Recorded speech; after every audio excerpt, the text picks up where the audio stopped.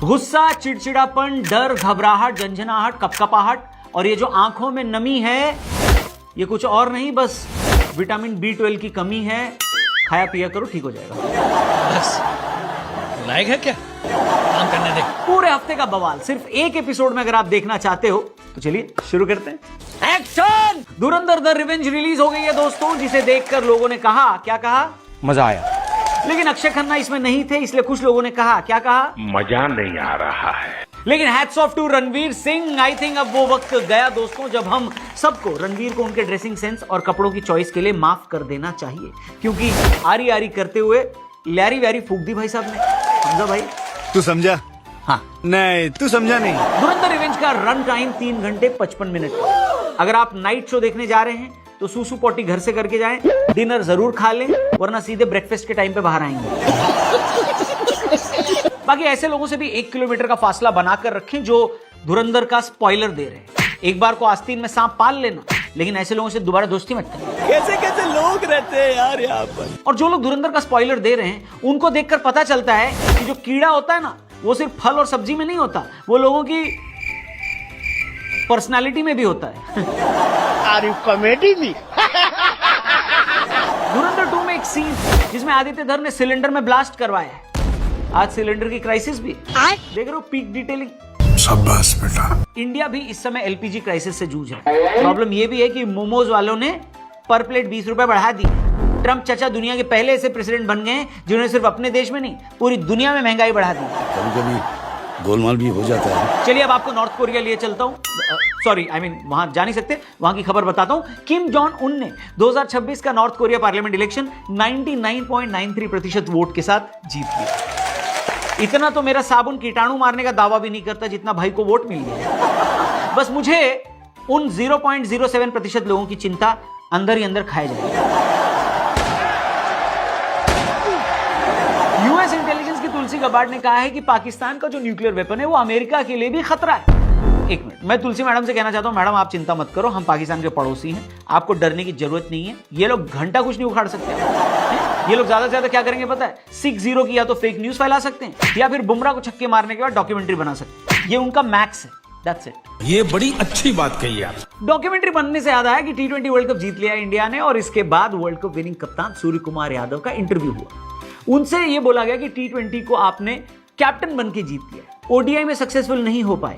तो स्काई ने इसका जवाब दिया कि मुझे ओडीआई फॉर्मेट कभी समझ ही नहीं आया। क्या बात कर रहे हैं? अच्छा सूर्या भाई, ये बात आप 18 नवंबर 2023 को रोहित शर्मा से नहीं बोल सकते थे, हमारा ट्रॉमा बच जाता। मार्च, अप्रैल और मई का महीना आ गया है दोस्तों, जहां देश हर साल बंट जाता है। इन 3 महीनों में सारा भाईचारा खत्म हो जाता है और फैन वॉर शुरू हो जाता है। अंग्रेजों ने तो देश को बस एक बार 1947 में बांटा था, लेकिन आईपीएल देशवासियों को हर साल बांटता। देश को बांटने की इसी लिस्ट में अंग्रेज और नेता अब भी दूसरे नंबर पर आते हैं।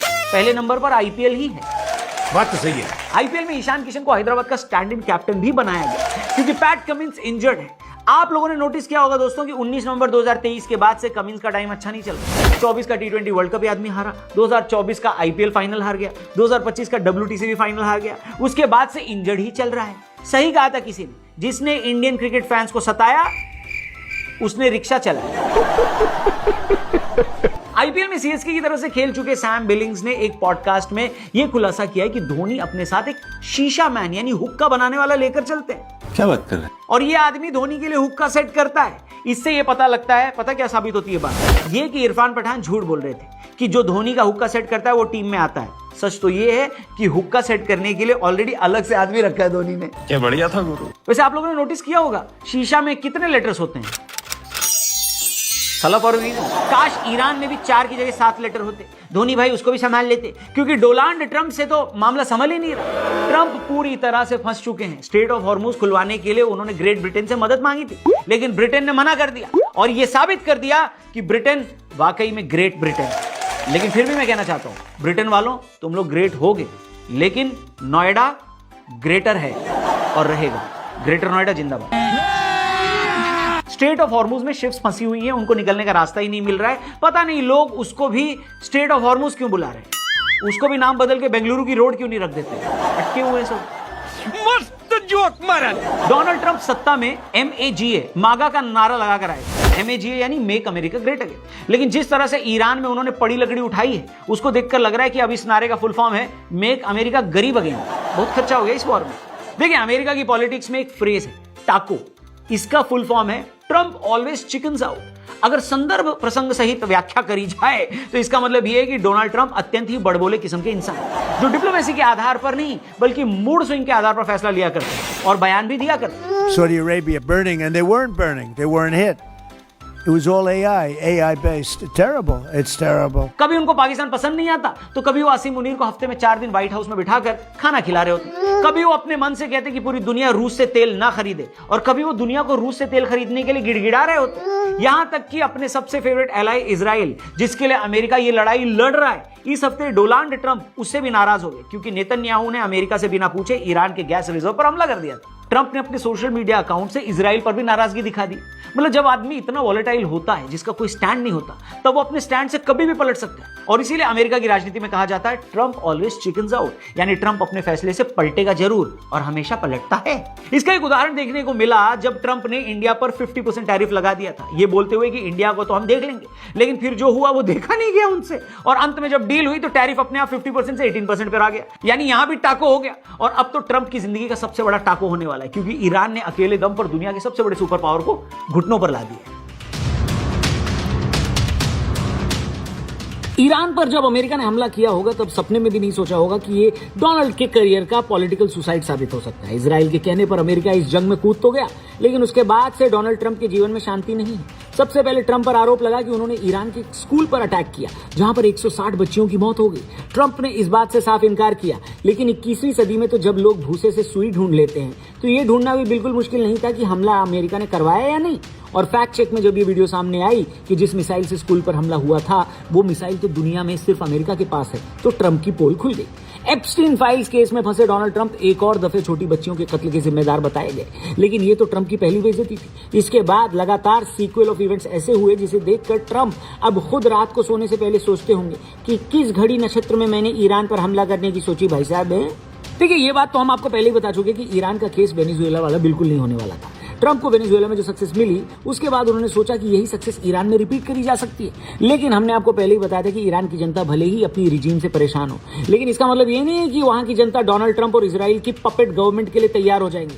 इसलिए इजराइल के प्रधानमंत्री और अमेरिका के राष्ट्रपति ईरान के सुप्रीम लीडर को मारने के बाद आधा दर्जन बारी टीवी पर आए और ईरान की जनता के हाथ पांव जोड़े कि आप लोग बाहर आकर बगावत करो, लेकिन ऐसा बिल्कुल भी नहीं हुआ। We did it. It's almost, you could say we did it out of habit, which is not a good thing to do. अब हालत ये हो गई है कि अमेरिका इस लड़ाई को जस्टिफाई नहीं कर पा रही है। हालांकि डोनाल्ड ट्रंप ये कह रहे हैं कि हमने ये अटैक इसलिए किया क्योंकि हम ईरान को न्यूक्लियर पावर नहीं बनने दे सकते। लेकिन इससे अच्छा जवाब तो इंडिया में लौंडे अपने वाइवा में तब दे देते हैं जब उनको कुछ भी नहीं आता जाता। क्योंकि अगर इस युद्ध का उद्देश्य ईरान का न्यूक्लियर सेटअप तबाह करना था, तो भाई ये काम तो अमेरिका और ट्रंप के हिसाब से पिछले साल हुआ था, जो 12 दिन का युद्ध हुआ था उसी में हो गया था। फिर इजराइल और अमेरिका का भी ये कहना था कि हमें तो रिजीम चेंज करनी थी, लेकिन ईरान के सारे बड़े लीडर्स को शुरू में ही असैसिनेट करने के बावजूद ईरान में रिजीम चेंज हुई नहीं, क्योंकि दुनिया भर के सारे मिलिट्री एक्सपर्ट्स यही कह रहे थे कि जब तक बूट्स ऑन ग्राउंड नहीं होंगे, यानी जब तक अमेरिका और इजराइल की थल सेना ईरान के अंदर एंटर नहीं करेगी, तब तक रिजीम चेंज हो ही नहीं सकता। क्योंकि इतिहास में आज तक ऐसा नहीं हुआ है। लेकिन ईरान की ताकत देखकर इजराइल को समझ में आ गया है कि ये गाजा और लेबनान नहीं है जहां मामला एक तरफा हो। अमेरिका के भी जितने सैनिक मारे गए हैं, अभी डोनाल्ड ट्रंप उसी को जस्टिफाई नहीं कर पाए हैं। ऐसे में सेना को ईरान भेजने की गलती वो नहीं करना चाहते। तो अब अमेरिका में भी विरोध के स्वर उठने लगे हैं कि भाई जब ना तो आप उनका न्यूक्लियर प्रोग्राम ध्वस्त कर पाए, ना वहां पर रिजीम चेंज करवा पाए, तो क्या आप अपने एंटरटेनमेंट के लिए इस लड़ाई में कूदे थे क्या?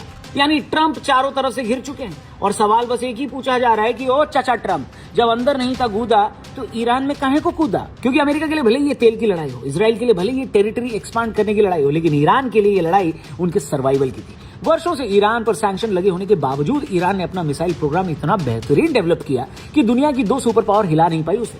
और देखो, जो जंग होती है ना, वो भी कमर्शियल बेस पर ही लड़ी जाती है। एक तरफ इजराइल और अमेरिका महंगे महंगे हथियार इस्तेमाल कर रहे हैं, वहीं दूसरी तरफ ईरान उनका मुकाबला बेहद ही सस्ते ड्रोन और बैलिस्टिक मिसाइल से कर रहा है। यानी ऐसा समझ लो कि 1/10 पैसा खर्चा करके ईरान ने इजराइल और अमेरिका दोनों की वाट लगा रखी है। अब इजराइल की ये जंग इसलिए है क्योंकि उसको इस रीजन में डोमिनेंस चाहिए और उनके रास्ते का अकेला कांटा ईरान है, इसलिए इजराइल नहीं चाहता कि ये जंग खत्म हो। ईरान ने पहले अल्टीमेटम दिया था कि उनके तेल रिजर्व और गैस फील्ड पर अगर हमला हुआ तो वो पूरे रीजन की गैस फील्ड और तेल रिजर्व पर अटैक कर देंगे। और जैसे ही अब अरब देश एक साथ बैठकर डिसाइड करने वाले थे कि ईरान के साथ समझौता कैसे किया जाए, इजराइल ने ईरान की गैस फील्ड पर अटैक कर दिया। ईरान ने वही किया जिसका उन्होंने वादा किया था, बदले में कतर की गैस फील्ड जो कि दुनिया की 40% गैस सप्लाई करती है और वहां पर इतनी गैस है कि अगले 13 साल तक दुनिया की सप्लाई अकेले यही फील्ड पूरी कर सकती है, उस पर ईरान ने अटैक कर दिया। इस चीज के लिए डोनाल्ड ट्रंप इजराइल से बहुत नाराज हुए, लेकिन इससे फर्क नहीं पड़ने वाला क्योंकि इजराइल हर कीमत पर ईरान का खात्मा चाहता है, लेकिन ये कीमत इजराइल को नहीं अमेरिका को चुकानी पड़ रही है। जंग को 20 दिन से ज्यादा पूरे हो चुके हैं। अमेरिका के लोगों को अब ये बात समझ में आने लगी है कि इतना पैसा तो उनके टैक्स से ही जा रहा है वॉर का, लेकिन अब ये जो वॉर चल रही है इसका असर सिर्फ अमेरिका और ईरान को नहीं बल्कि पूरी दुनिया को चुकाना पड़ रहा है, क्योंकि स्ट्रेट ऑफ हॉर्मुज चोक करके ईरान ने ऑलरेडी पूरी दुनिया की गुद्दी पकड़ रखी थी। अब क्योंकि हमले तेल रिजर्व और गैस फील्ड पर भी होने लगे, मतलब है इसका कि आने वाले टाइम में तेल के दाम बढ़ेंगे और तेल के दाम बढ़े तो ऐसा समझ लो कि आपकी हर प्रोडक्ट और सर्विस के दाम बढ़ जाएंगे। इस जंग से एक बात तो समझ में आ गई कि दुनिया कितना भी एडवांस क्यों न हो गई हो, रिन्यूएबल एनर्जी की कितनी भी बात क्यों न हो रही हो, गाड़ियां ईवी पर क्यों न शिफ्ट हो गई हो, लेकिन इस दुनिया को पेट्रोल, गैस और उसके बाय प्रोडक्ट की अभी भी बहुत जरूरत है। हमारे पास अभी तो टेक्नोलॉजी नहीं है कि तेल पर हमारी निर्भरता पूरी तरह से खत्म हो जाए, और क्योंकि अब डोनाल्ड ट्रंप ने तेल निकालने के चक्कर में पूरी दुनिया का तेल निकाल दिया है, इसीलिए पूरी दुनिया पर प्रेशर आ चुका है। और टाको यानी ट्रंप ऑलवेज चिकन्स आउट भी नहीं हो पा रहा क्योंकि ईरान नहीं करने दे रहा। मिड टर्म इलेक्शन में देखना पर कुतर दिए जाएंगे चचा ट्रंप के। लेकिन अगर आपको गैस नहीं मिल रही तो एक काम करो, आदि मानव वाला लेसन पढ़ना शुरू कर दो, जंगल से लकड़ियां काट कर लाना सीख जाओ, इसी बहाने आपके 10,000 स्टेप्स भी पूरे हो जाएंगे। नहीं, और अपने स्टेप्स पूरे करने के बाद हमारी पूरी वीडियो भी जरूर देखना, और अच्छी लगी हो ये वीडियो तो अपने दोस्तों से भी जरूर शेयर करना। टीआरपी चैनल पर भी जरूर जाना, जिसका लिंक हमने डिस्क्रिप्शन में दिया है। टीआरपी यानी द रौनक पॉडकास्ट चैनल, जहां पर हमारे साथ हर हफ्ते कुछ ऐसे गेस्ट होते हैं जिनसे आपको और हमको बहुत कुछ सीखने को मिलता है। तो हमारा लेटेस्ट एपिसोड भी जरूर देखना, लिंक डिस्क्रिप्शन में दिया है। Thank you for watching. जय हिंद।